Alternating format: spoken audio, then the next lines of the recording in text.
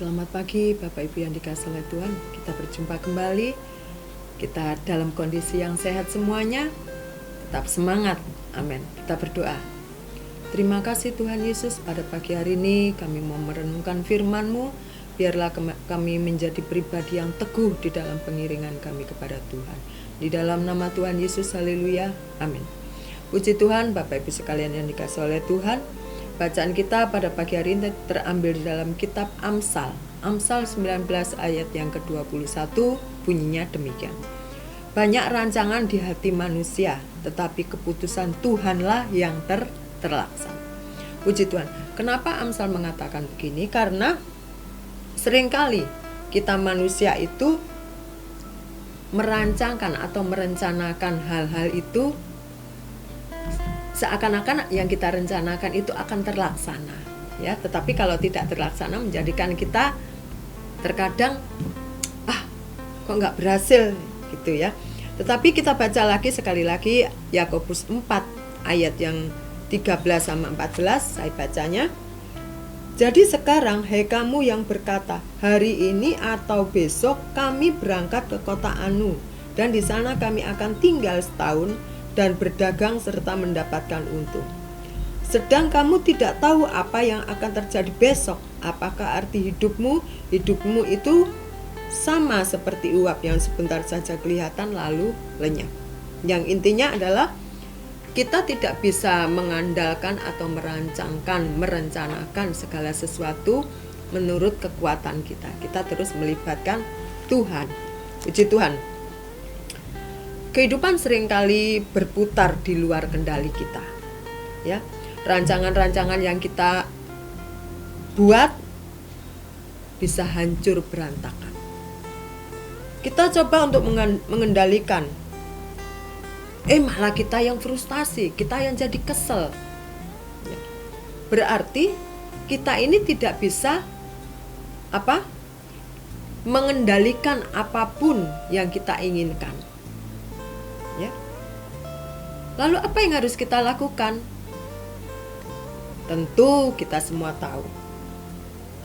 Kita perlu Tuhan untuk menyelesaikan hal-hal yang tidak dapat kita kendalikan.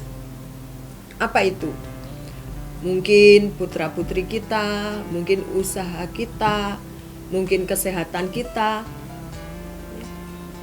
Kita sudah jogging, kita sudah berenang, kita sudah nge-gym, tetapi masih saja badan kita kurang sehat. Terkadang kita ini menyerahkan, ya, yang menjadi kepikiran kita kepada Tuhan.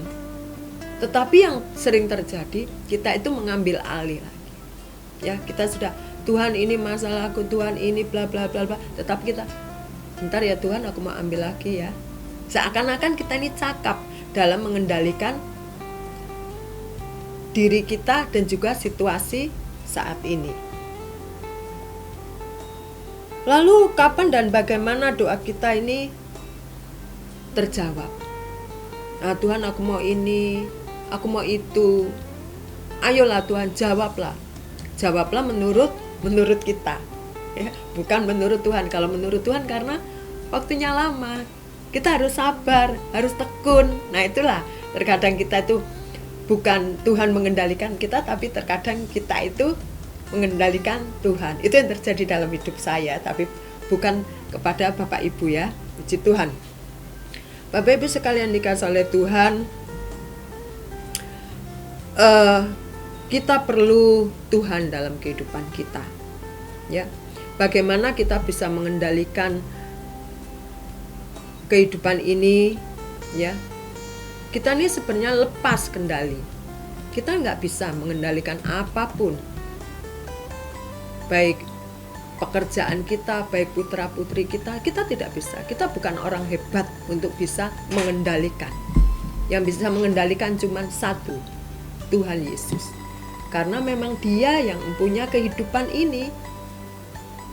Karena Dialah yang menciptakan langit dan bumi, maka Dia bisa mengendalikan. Kalau kita nggak bisa, kita akan lepas kontrol, lepas kendali. Nah, Bapak Ibu sekalian yang dikasihi oleh Tuhan, Yeremia 29 ayat 11 mengatakan, sebab aku ini mengetahui rancangan-rancangan yang terbaik untukmu, untuk saya dan untuk Bapak. Ya. Rancanganku bukanlah rancanganmu, jalanku adalah bukanlah jalanmu. Dengan tegas firman Tuhan mengatakan itu. Kita hanya bisa nih plannya ini. Selanjutnya nih Tuhan, kalau Engkau kehendaki, puji Tuhan. Kita serahkan kepada yang mempunyai kehidupan itu. Hanya Dia satu-satunya yang bisa mengendalikan kehidupan ini. Hanya Dia satu-satunya yang bisa melakukan apapun dan yang tidak bisa kita lakukan. So pasti lawang Dia itu Tuhan. Amin. Dia itu Raja di atas segala raja, Tuhan di atas segala Tuhan. Jadi pastinya Dia bisa.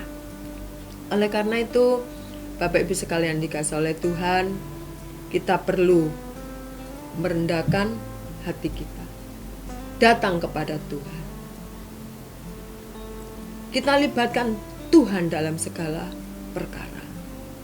Apapun hasilnya, karena kita tahu yang terbaik pasti Tuhan berikan kepada saya dan Bapak Ibu sekalian. Apa yang menjadi permasalahan kita, yang menjadikan kita lepas kendali, yang kita rencanakan ternyata meleset? Apa? Kita serahkan. Nih Tuhan, aku gak sanggup. Aku bukan orang kuat.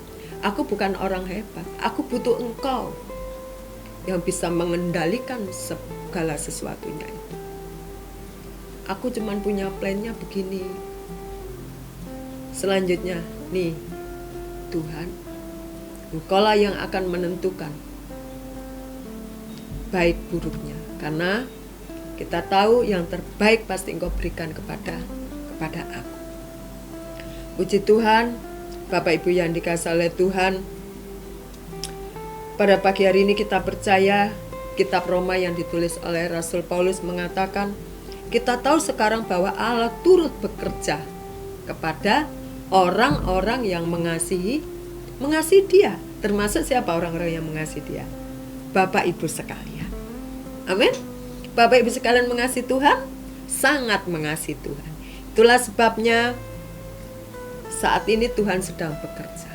Saat ini Tuhan sedang mempersiapkan yang terbaik bagi Bapak Ibu sekalian, yang terbaik bagi putra-putri Bapak Ibu sekalian, yang terbaik bagi usaha pekerjaan Bapak Ibu sekalian. Mungkin kemarin kita mencoba begini, coba begitu, coba begono, ternyata blank semua. Tapi mulai hari ini kita katakan, Tuhan, aku perlu Engkau. Aku perlu melibatkan Engkau karena memang Engkaulah yang mempunyai kehidupan ini. Bapak Ibu, mari bersama-sama kita tetapkan hati kita belajar mempercayai firman Tuhan. Karena firman Tuhan itu ya dan amin. Tidak pernah meleset, tidak pernah salah. Biarkan kita sabar menunggu pengenapan janji-janji Tuhan. Kita tekun berdoa. Amin. Puji Tuhan, selamat pagi. Semoga pada pagi hari ini kita semakin fight di dalam Tuhan, kita semakin melekat kepada Tuhan, percaya akan sabda-sabdanya, dan itu menjadikan kekuatan dalam kehidupan kita. Selamat pagi, selamat beraktivitas. Tuhan Yesus memberkati. Amin.